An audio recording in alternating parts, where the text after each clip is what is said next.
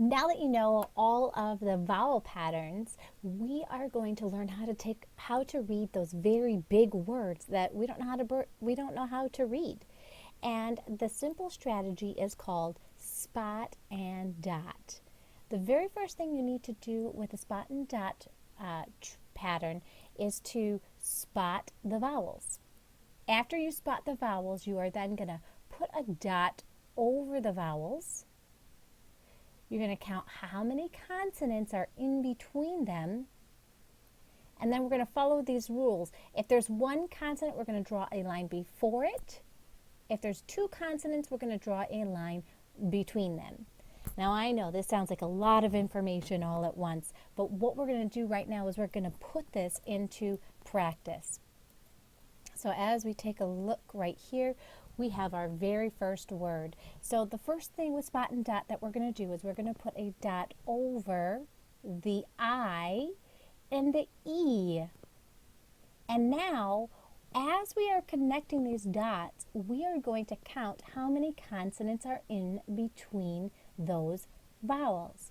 And here we have 1.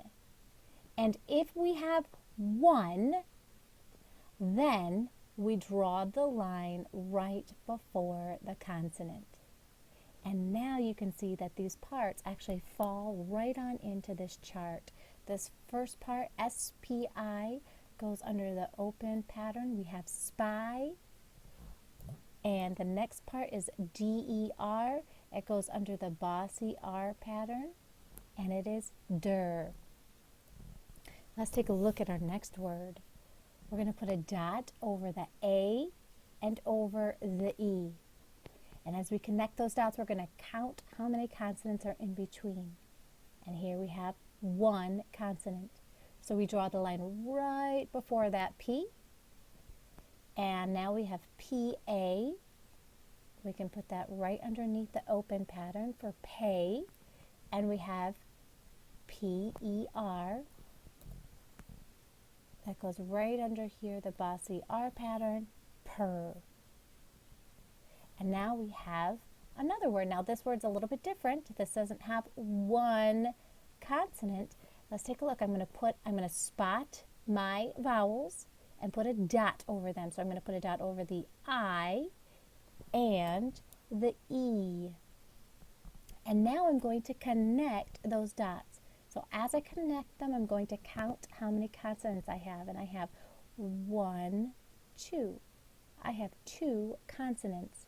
So if I have 2 consonants, I'm going to draw the line right in between them. So now I have S-I-S. That goes underneath that closed pattern, and we read that as sis. And then we have bossy R, T-E-R,